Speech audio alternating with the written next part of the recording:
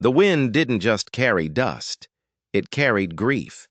It whipped across the plains and tore at Bria Xanther as she knelt beside her dying horse. She was sobbing, her face buried in the mare's blood-matted mane. The animal, Daisy, lay twisted near a dry creek bed. Her leg was shattered, bent at an angle that made no sense. A gopher hole. One wrong step while galloping down from the ridge, and it was over. Bria knew it the second she heard that high, awful scream, a sound no horse should ever make. There was no saving her. God, she had tried. She tore strips from her dress to slow the bleeding, screamed until her throat was raw, but no one came. The silence of the plains was a monster, swallowing her cries whole, until it wasn't silent anymore. Hoofbeats, approaching from the west. A voice, low and steady, cut through her despair. "You all right, miss?" Bria's head snapped up. Tears streaked the dust on her face. A man was dismounting, swift and sure. He was tall, broad-shouldered, with sun-creased eyes and a rifle slung over his back. His hat shadowed his expression, but his voice. It held no pity. It held understanding. And that was so much worse. "She stepped wrong," Bria choked out, the words catching in her throat. "I couldn't pull her up in time." He knelt beside the mare, his gaze unflinching as he took in the broken leg. "She's in pain," he said, his voice gentle but firm. It wasn't a question. It was a fact. A terrible, final fact. "She won't come back from this." Bria nodded, her hands curling into useless fists. "I know. I can do it fast," he offered. His voice was thick with something more than just duty. A shadow of a memory, perhaps. A pain he knew all too well. She hesitated for only a second. "Please," she whispered. "I don't want her to suffer." He pulled the rifle from his back and stood. Bria closed her eyes, pressing her forehead one last time against Daisy's warm neck. The shot cracked like thunder, echoing across the empty land. And then, silence again. But this time, she wasn't alone in it. Bria didn't cry after the shot. She just knelt there, hollowed out, the world feeling distant and blurry. The man stood quiet beside her, his hat now in his hands. A gesture of respect. When she finally found the strength to look up, her hands were shaking so hard she had to press them into the dirt to still them.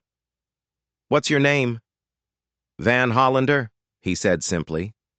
"I was headed east to check on a neighbor's cattle when I saw your horse bolt. Figured something was wrong." He didn't pry. He didn't ask what she was doing out here all alone. He just stated the facts. "I'm Bria Xanther," she said, her voice thin. "I was headed to my uncle's ranch. He passed last week. I came to settle his land." The words tumbled out, a confession she hadn't meant to make. "I thought I could do it alone." Her voice broke on the last word, and she had to turn away, ashamed of the fresh wave of tears threatening to fall. But then Van said something that stopped her cold. "I know what it is to lose more than you thought you could carry." He wasn't looking at her. His eyes were on the horizon, as if watching a ghost walk toward the setting sun. "You don't have to shoulder it alone." Bria turned back, really looking at him for the first time. There was no pity in his eyes, no judgment, just the quiet, unshakable certainty of a man who had walked through his own hell and come out the other side. He wasn't offering comfort. He was offering a shared truth. "How far is your uncle's place?" he asked. 5 miles south." "I'll ride with you," he said. It wasn't a question. "You shouldn't be alone tonight." She should have said no. She should have been afraid. A strange man, a rifle, miles from anywhere. But the fear wasn't there. All she felt was an exhaustion so deep it went down to her bones. She nodded. She just needed to stand up, to move, to breathe air that didn't smell of blood and dust. Van helped her up, his touch careful, offering his hand only when she swayed. She took it. His grip was firm, steady, a lifeline in the middle of nowhere. They rode in silence as the sun bled across the sky, casting long skeletal shadows over the prairie. Bria's body ached. Van kept a respectful distance, his horse a pace behind hers, letting the quiet do the work. It was Bria who spoke first. "You said you knew what it was like," she said, her voice barely a whisper. "To lose more than you could carry." Van nodded, his gaze never leaving the horizon. "My wife and son," he said, his voice flat, as if sanded down by time and grief. "Died in the spring of '82. Fever took them both. I was away driving cattle. Came back to a cold house and no voices." The simplicity of it was brutal. A whole world gone. Bria felt a pang of something beyond her own sorrow. It was recognition. "I built a barn with my hands after that," Van continued, his voice still low and even. "Just to have something to do, something to hold." She didn't know what to say, so she did the only thing she could. She reached out and placed her fingers gently on his arm. A small touch, an acknowledgement. "We are both still here." They arrived at the old Xanther Ranch just as the last of the light died. The house was slumped with time, the porch steps sagging, but it was still standing. It was a place to be. Inside, it smelled of old wood, dust, and the faint, lingering scent of her uncle. Bria lit a kerosene lamp, the warm glow flickering across faded wallpaper and worn floorboards.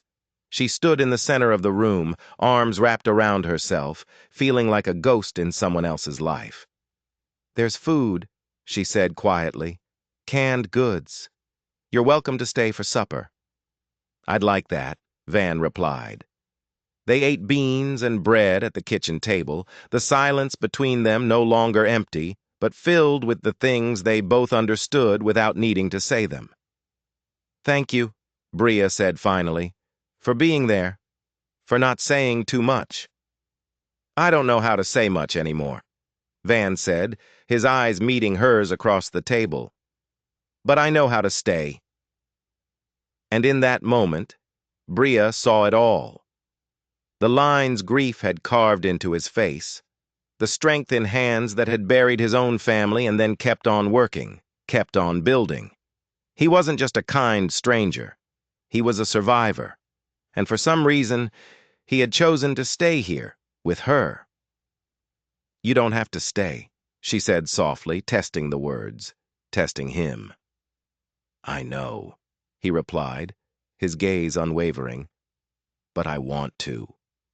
It was a promise, a simple, terrifying promise. Later, she returned from the back room with a folded quilt and handed it to him. "You can sleep by the fire," she said. "There's no lock on the door. If you mean me harm, you could do it anyway." "I don't," Van said. "You have my word." She nodded once and disappeared into her room. He laid the quilt on the floor and stared at the ceiling as the fire crackled. For the first time in 5 long years, Van Hollander felt something stir in his chest. It wasn't just sorrow, it wasn't just survival. It was something he'd long thought buried with his wife and son. It was hope. But he was about to discover that hope in this place was a dangerous thing, and that the house he was sleeping in held a secret far darker than grief. The morning light crept in through warped slats in the shutters, painting stripes across the dusty floor. Bria was already in the kitchen, sleeves rolled high, the silence of the house different now. It wasn't empty. It was waiting. Van stirred by the hearth, the quilt already folded neatly beside him. He rose without a word and headed for the back door. When he returned, he found her wrapping a cloth around warm cornbread. She met his gaze and saw something in it that wasn't comfort or concern. It was readiness. "I'll look over the barn today," he said, his voice practical. "See what's sound and what's past saving. If you're fixing to stay, you'll need a plan." "I don't know if I'm staying," she admitted. "But I can't leave it like this. Not with the book still in the ledger and the land untended." Van's eyes drifted to the window, where the fields shimmered under the rising sun. "I'll help, if you'll have it." Bria nodded. You work, I cook. I can manage that much. They worked in a shared silence, a rhythm building between them. Van hauled open the massive barn doors, squinting into the dust-thick darkness. The roof sagged, and the west wall was bowed. He moved with quiet precision, testing planks, stripping rotted boards, his movements economical and sure. Bria moved between the house and the yard, scrubbing soot, sweeping the root cellar, weeding the porch.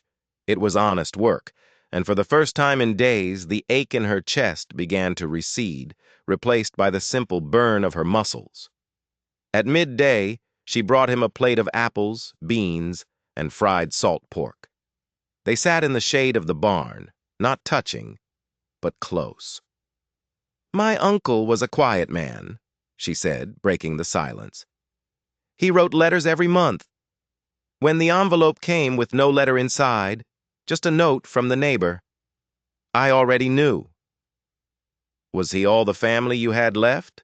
Van asked. She nodded. I came looking for what felt unfinished. He said nothing, but his presence was a steady wall beside her. He didn't offer platitudes. He just listened. That afternoon, the wind picked up, and Van finished bracing the barn wall, his shirt soaked with sweat. I could get a wagon from town tomorrow, he said, wiping his mouth with the back of his hand. Clear out the rest of this debris. If you want, I'll drive you into Gray Bend with me. I haven't been around many folks in a while, she said, hesitating. Neither have I, he replied. They stood there, the wind tugging at their clothes, two solitary figures against a vast landscape. I'll come, she said finally. That night, after supper, she asked him a question that had been sitting on her heart. Do you miss them? Every day? Yes, he answered without a pause. But not always the same way. Some days it's their voices, some days it's just the quiet where they used to be. Bria leaned against the wall. I thought grief would fade, like ink in sunlight. No, Van said, his voice low. It becomes part of the shape of you. But it doesn't have to take everything. She looked at him then, and there was no fear in her eyes, only a profound, startling recognition. They didn't touch, but something passed between them, clear and certain. A shared understanding of the landscape of loss. When he lay down on the floor that night, he left his boots by the door, a small sign of permanence. And when Bria blew out the lamp, she didn't feel alone in the dark. But as she drifted to sleep, a floorboard creaked upstairs. Not from the settling of an old house. It was a soft, deliberate sound, the sound of something being disturbed. And she realized with a jolt of ice in her veins, the quiet of the house wasn't peaceful. It was hiding something. The road to Gray Bend was a sun-baked scar on the land. Bria sat beside Van on the wagon bench, the silence between them different now, charged with unspoken things. A prairie hen burst from the brush, and she flinched. Van, as always, was calm. You always this calm? She asked. He kept his eyes on the road. Only when I've already thought through what could go wrong. And what might go wrong today? Wheel might crack. Store might be out of what we need. Someone might ask too many questions. He glanced at her, his expression unreadable. You're a woman riding into town with a man who isn't your kin. Someone will say something. Let them, she said, a spark of defiance in her voice. Gray Bend was just a few buildings huddled around a square of packed dirt. As they stopped in front of the mercantile, Bria felt eyes on them. A man in a faded union coat leaned against a post, chewing a toothpick, his gaze lingering too long. Inside, the store smelled of flour and turpentine. Van gave his list to the shopkeeper, a woman with tight, graying hair. Need fence nails, he said, and 2 pounds of oats. Miss Xanther might have a few things to add. Bria blinked. The way he said her name, so formally, felt like a shield. She added vinegar and lamp oil to the list, then her eyes fell on a bolt of deep blue calico. She didn't need it. But the house had no curtains, and the morning light was too harsh. She turned and found Van watching her. "That color suits you," he said, his voice low. It was the closest he'd come to a compliment, and it warmed her more than she wanted to admit. They left with the wagon loaded, but as they stepped outside, the man in the union coat straightened up. He squinted at Van. "You Hollander?" "I am," Van said, his body going still. "The one who bought that strip past Echo Ridge 3 years back. Heard you keep to yourself." The man's eyes flicked to Bria, then back to Van. He spat a stream of tobacco juice into the dirt. "That's probably wise." It wasn't a threat, not exactly. It was a piece of information delivered like a warning, a reminder that silence didn't make a man invisible. Van didn't say a word, just helped Bria onto the wagon, but she saw the muscle jump in his jaw.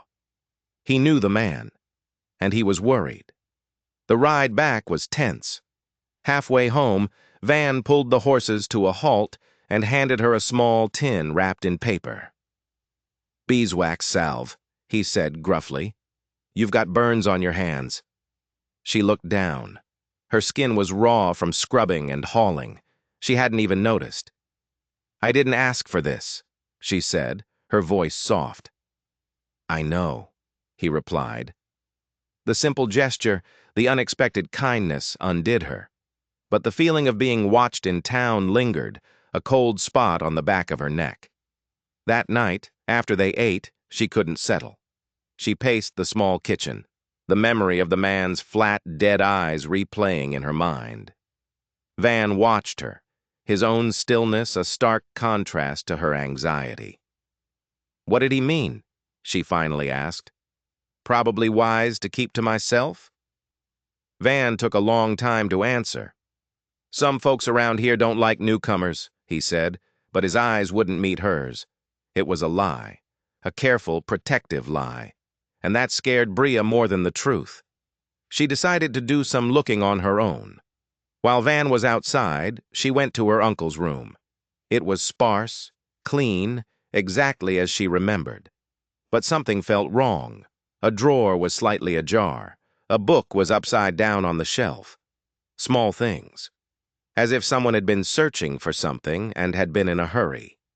She ran her hands along the walls, tapping the floorboards.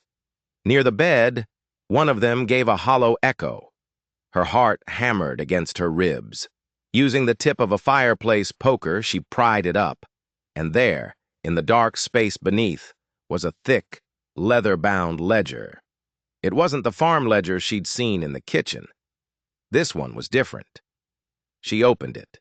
Inside, her uncle's familiar script listed names, dates, and sums of money. But next to some of the names were strange symbols. A crudely drawn raven, a broken fence post, a single ominous X. And next to the last entry, dated just 2 days before he died, was a name she recognized. It was the name Van had mentioned when he first found her. The name of the neighbor whose cattle he was supposedly checking on. But next to this name was a symbol that made her blood run cold. It was a perfect drawing of a gopher. Her hands were shaking as she stared at the drawing.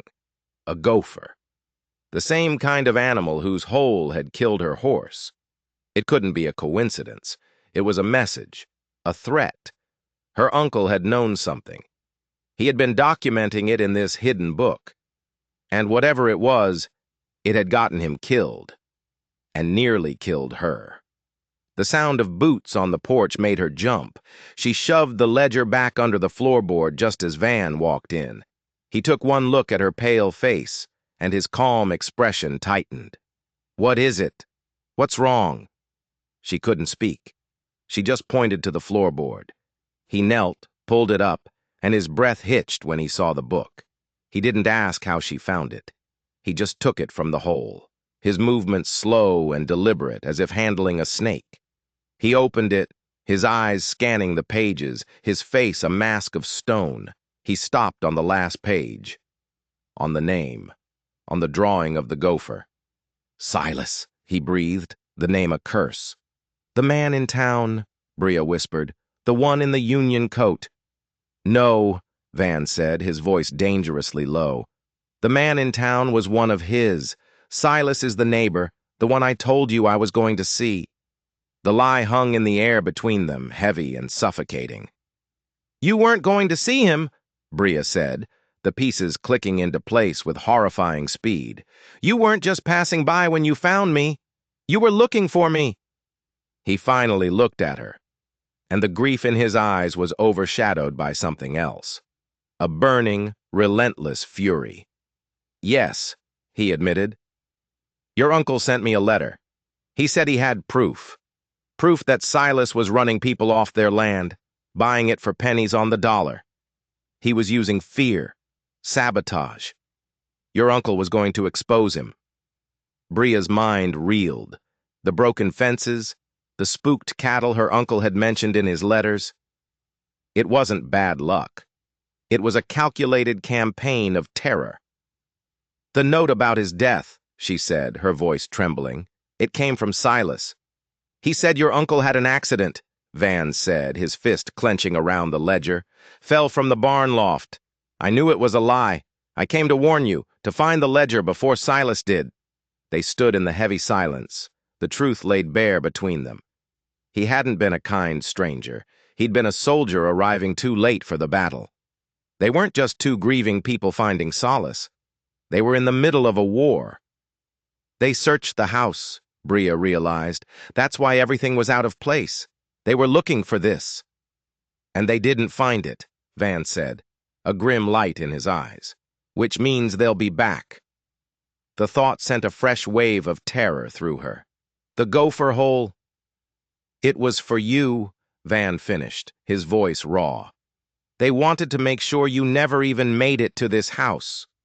The world tilted on its axis. Daisy's death wasn't an accident. It was an assassination attempt. They had tried to murder her before she even knew what she was walking into. She looked at Van, this quiet, steady man who carried the weight of his own dead family, and she saw the truth of him. He wasn't here to fix a barn. He was here to finish a fight. What did Silas do to you? She asked, already knowing the answer had to be something terrible. Van's gaze drifted to the window, to the land stretching out into the darkness. The fever that took my wife and son, he said, his voice cracking for the first time. It wasn't just bad luck. Silas forced us off our land. The strip I bought past Echo Ridge. That was all I could afford after he was done with us. We ended up on swampy ground near the creek. The water was bad. By the time I realized what was happening, it was too late. This wasn't just about justice for her uncle anymore. For Van, this was vengeance. They were trapped. They had the evidence that could destroy a powerful man, and that man knew they had it. The wind howled outside, rattling the windows, and every gust sounded like footsteps. Every shadow seemed to hold a figure.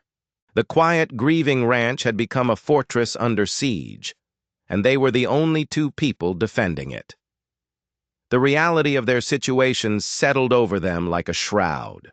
They weren't just fixing a ranch. They were occupying enemy territory.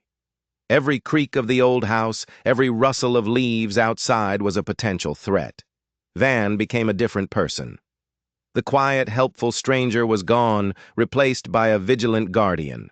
He checked the rifle, counted the cartridges, and barred the doors and windows with anything he could find.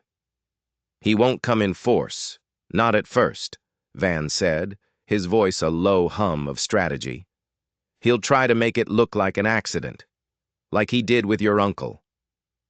Bria's fear was a cold, hard knot in her stomach, but watching Van move with such purpose ignited something else in her. Anger. They killed my uncle. They killed my horse. They will not take this house. Van looked at her, a flicker of surprise in his eyes. He saw the shift in her, the steel hardening her spine. No, he said, they won't. They spent the rest of the night in a tense vigil, the ledger hidden away again, this time in a loose-bricked section of the chimney. They didn't talk about their pasts, their grief. They talked about sight lines, escape routes, and defensible positions. It was a conversation born of necessity, forging a new, desperate kind of intimacy between them. The next day, Van didn't work on the barn. He walked the perimeter of the property, his rifle always in hand. He was reading the land, looking for tracks, for any sign that they were being watched. Bria stayed inside, baking bread, her hands moving with a frantic energy. The simple domestic task was an act of defiance. This was her home. She would not be scared out of it. She found her uncle's old shotgun in a closet, along with a box of shells. She had only fired one a few times as a girl, but the weight of it in her hands was reassuring. When Van returned at dusk, his face was grim. "He's been here," he said, holding up a freshly spent matchstick he'd found near the creek. "He's watching us. Waiting." That night, they didn't sleep in separate rooms. It wasn't about comfort or passion, it was about survival.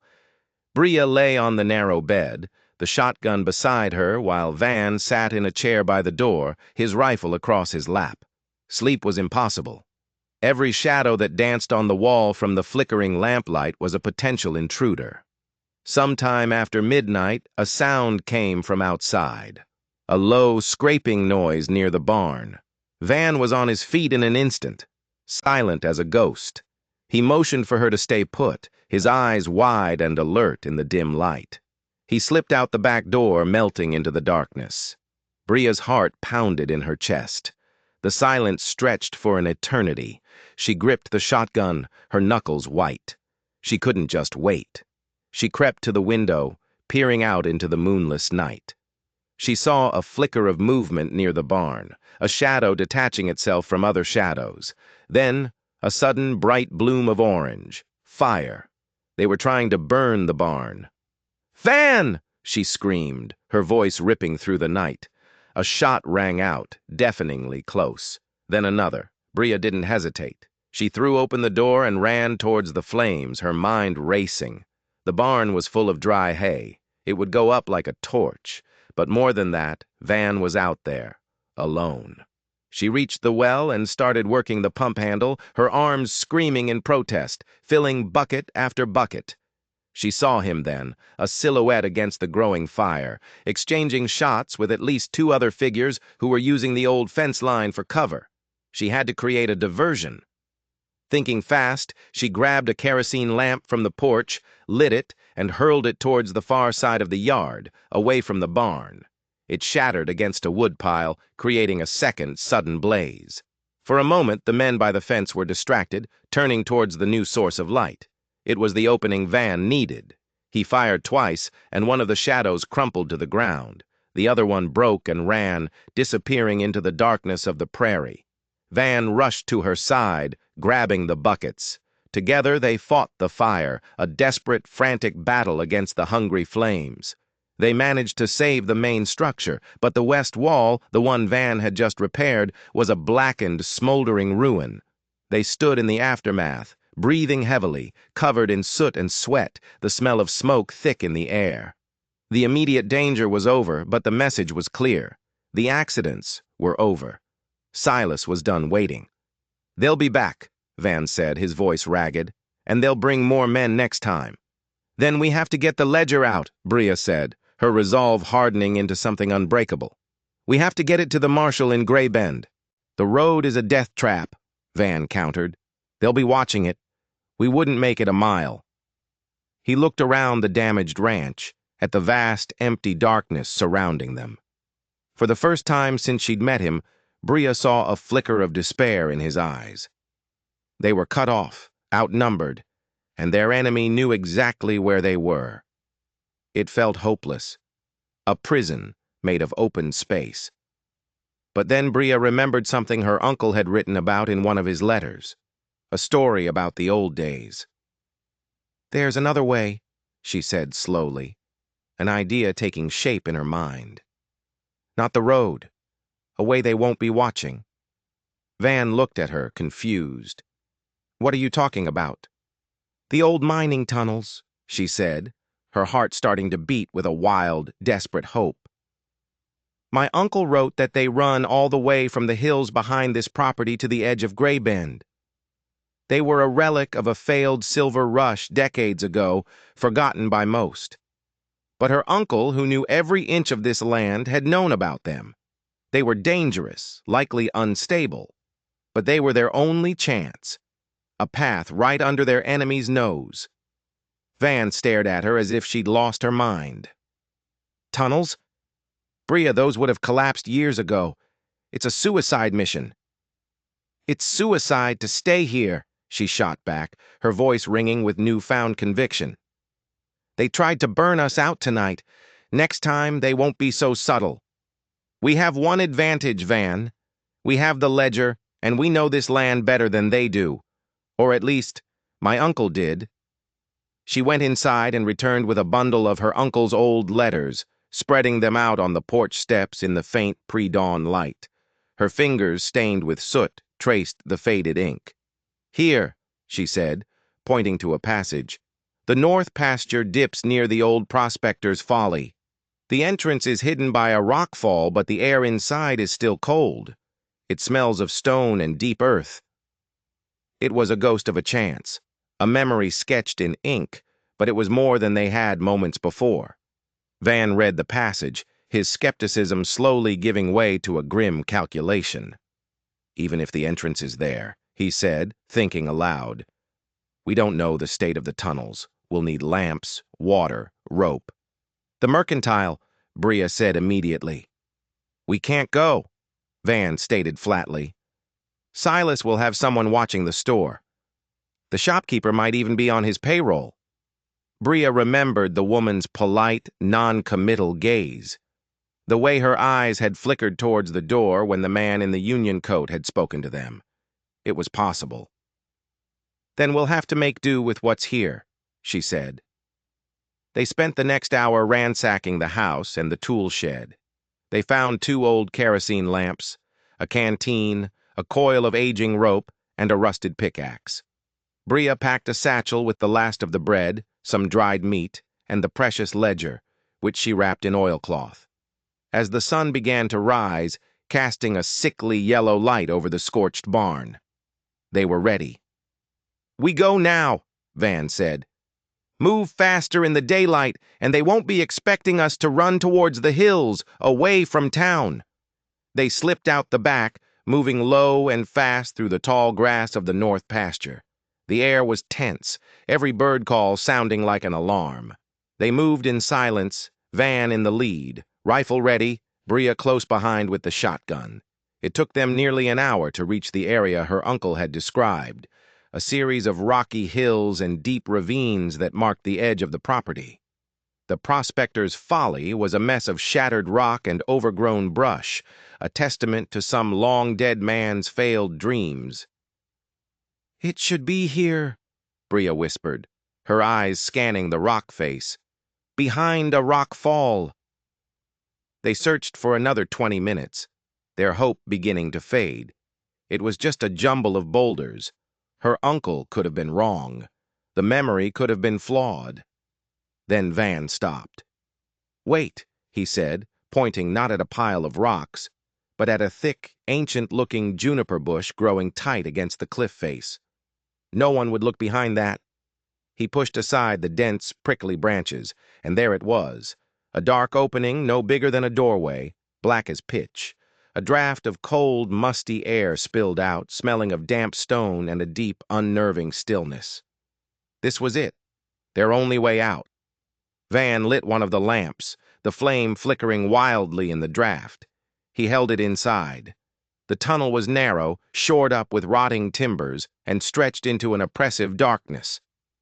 I'll go first, he said. Give me 10 feet, then follow. If anything happens, you run. You get that ledger to the marshal, no matter what. We do this together, Bria said, her hand closing over his arm. Or not at all. He looked at her, at the soot on her cheek and the fierce, unwavering light in her eyes. He nodded once. He tied one end of the rope around his waist and handed her the other. If I fall, don't let me pull you down. He took a deep breath and stepped into the blackness.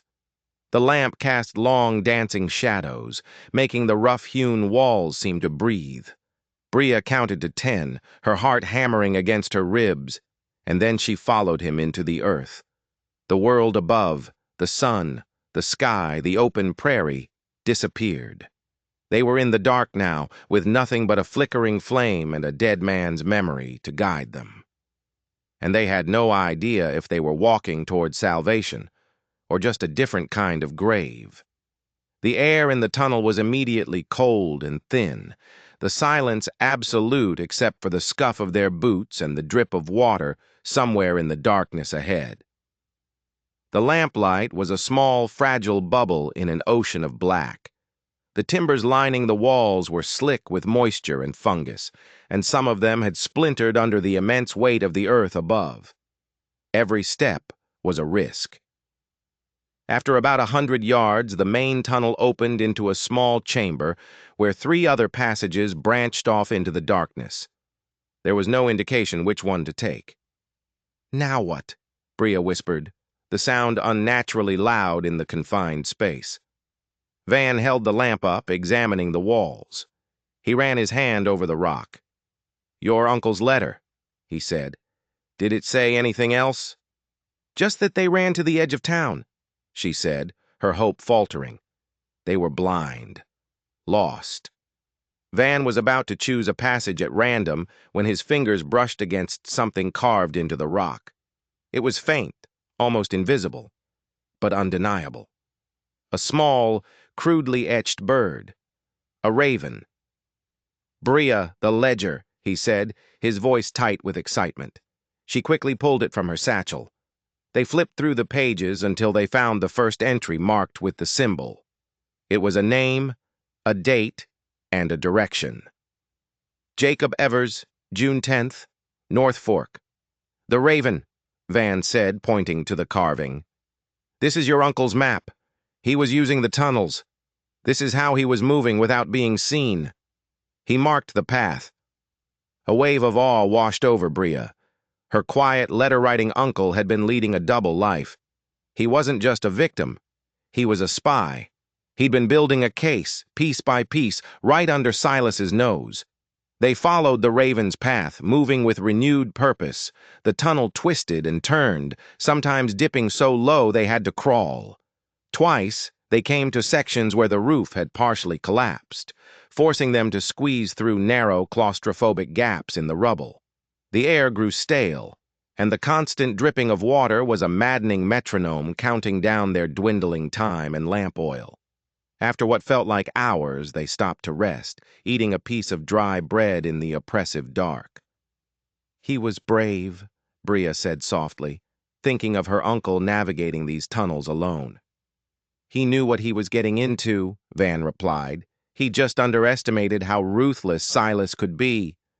"Or maybe," Bria countered, "he knew exactly how ruthless he was and did it anyway." They pushed on. The next symbol they found was the broken fence post, pointing them down a steep, descending passage that was more of a slide than a tunnel. They had to use the rope to lower themselves down, their boots slipping on the wet, loose scree. At the bottom, they found themselves in a much larger cavern, the ceiling lost in the darkness above their lamp's glow. And that's when they heard it. Voices. Muffled, but clearly echoing from one of the passages ahead. They froze, dousing the lamp instantly.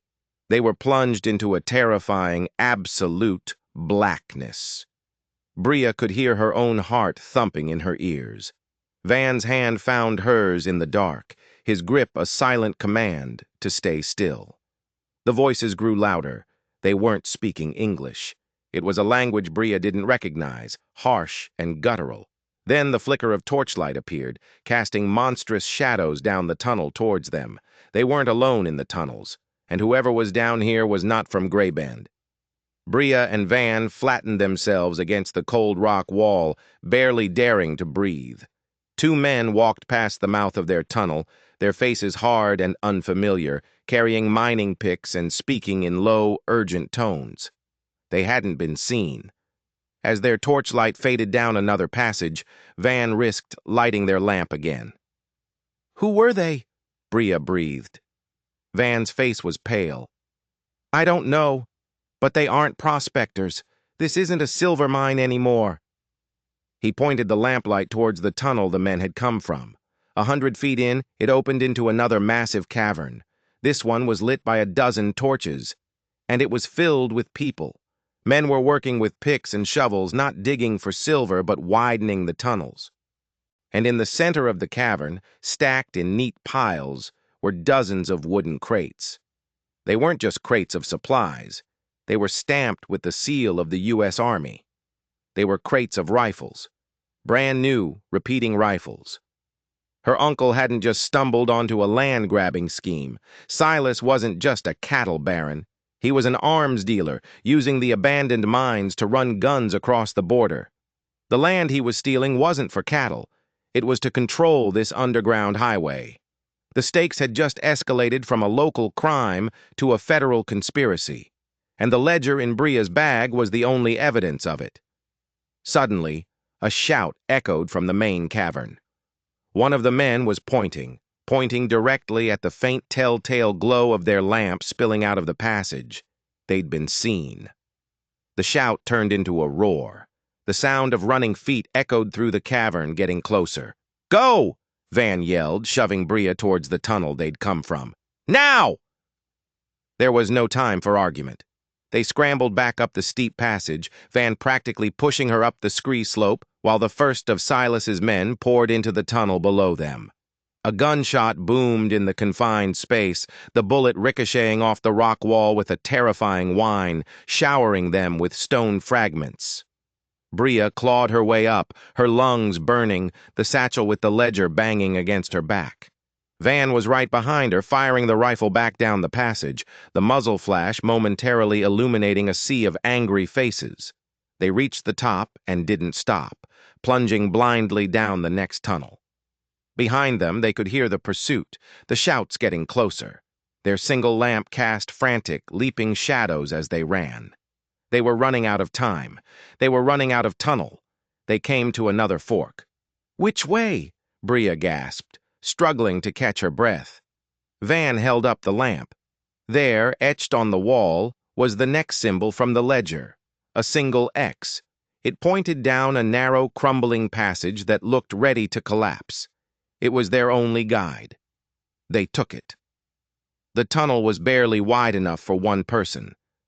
The timbers groaned under the pressure of the earth. Dust rained down from the ceiling with every step. It was a death trap, but it was their only way forward. Behind them, the sounds of pursuit seemed to fade slightly. The larger group couldn't fit down the narrow passage as quickly. They had bought themselves a few precious minutes. They ran until their legs felt like lead, until their lungs were on fire. The air was getting fresher. They could feel a faint breeze on their faces. Hope, fragile and desperate, surged through Bria. They were getting close. The tunnel ended abruptly, not in a collapse, but at a solid-looking wall of rock. A dead end. No, Bria whispered, her hope turning to ash. It can't end here. They were trapped. The shouts from behind were growing louder again. They were closing in. Van slammed his shoulder against the rock wall in frustration. It didn't budge. He hit it again. This was it. They had failed. Her uncle's sacrifice, Van's quest for vengeance, it was all for nothing. As their pursuers' torchlight began to illuminate the far end of the tunnel, Bria noticed something. A thin, almost invisible seam in the rock wall. It wasn't a natural formation. And at the bottom, hidden by dirt and debris, was a small iron ring. It wasn't a wall. It was a door, a secret door disguised as rock. She and Van threw their weight against it together. It scraped open with a low groan, revealing a square of brilliant, blinding blue. The sky. They stumbled out into the daylight, gasping the fresh air, their eyes watering from the sudden brightness. They were in a small, wooded ravine, hidden from view. Freedom was just a few feet away, but as they turned to run, a voice, cold and familiar, stopped them dead. I wouldn't do that if I were you. Silas stood at the top of the ravine, not 10 yards away. He wasn't alone. He had 4 men with him, all armed with rifles, and he was holding something in his hand, a single piece of paper. "I believe you have something that belongs to me," Silas said, his voice calm, but his eyes were filled with a murderous rage. "The ledger. My neighbor was a sentimental man, kept a journal, wrote all about his little spy games, even wrote about the niece he was expecting from St. Louis. It was her uncle's journal. That's what they had been searching for. Not just the ledger. They knew she was coming all along." Van raised his rifle, but Silas just smiled. It was a chilling, confident smile. "You're a fast man, Hollander," Silas said, "but you're not faster than 5 rifles. Give me the book, Miss Xanther, and I'll make your death quick, just like your uncle's." The trap hadn't been in the tunnels. The tunnels had been the trap all along, leading them right into Silas's hands. Bria's mind raced. They were outgunned, outmaneuvered. Silas had them. She looked at Van, saw the hopeless fury in his eyes. He was preparing to die fighting, but she wasn't ready to die. Not here, not after everything they'd been through. She clutched the satchel containing the ledger. Her uncle hadn't just left her a map, he'd left her his courage. "You want it?" she said, her voice surprisingly steady. "Come and get it." She took a step back, towards the edge of the ravine. It was a steep drop, 20 feet or more, onto the rocky creek bed below. Silas laughed, a harsh, grating sound. "There's nowhere left to run, girl." "Who's running?" Bria said. And with a strength she didn't know she possessed, she turned and hurled the satchel not at Silas, but as far as she could down the ravine towards the creek. For a split second, everyone was frozen. Silas's eyes followed the arc of the bag, his greed overriding his caution. It was the only opening they were going to get. "Now, Van!" she screamed. Van didn't need to be told twice. He fired, not at Silas, but at the man closest to him. The rifle's crack echoed in the ravine as the man fell. The other 4 men, startled, raised their own weapons. Bria didn't wait. She launched herself at the rock face beside the tunnel entrance, scrabbling for a handhold, pulling herself up and away from the line of fire. Van dove for cover behind a large boulder, firing again. Another one of Silas's men went down. It was chaos. Gunshots, yelling, the ricochet of bullets off stone. Bria reached the top of the ravine on the opposite side from Silas, the shotgun still slung over her shoulder. She was exposed, a clear target. But Silas and his remaining 2 men were pinned down by Van's relentless fire from below. She had a choice. Run for Gray Bend and hope the marshal was there, or stay and fight. She thought of her uncle, of Daisy, of Van's wife and son. She thought of the cold fury that had been building inside her since that first day on the ridge. She wasn't that grieving girl anymore. She was a Xanther, and this was her land. She unslung the shotgun. It felt heavy, solid, an extension of her will. She took aim at one of the men who was trying to flank Van's position. She squeezed the trigger. The kickback slammed into her shoulder, but her aim was true. The man cried out and dropped his rifle, clutching a shattered arm. Now it was just Silas and one other man. Silas, seeing his advantage disappearing, became desperate. He stood up from behind his cover and took careful aim at Van. "Hollander!" he roared. "This is for my men!" But as he focused on Van, he forgot about the woman on the ridge. Bria had her shot, a clear shot. She aimed for center mass, just as her uncle had taught her all those years ago. The world seemed to slow down.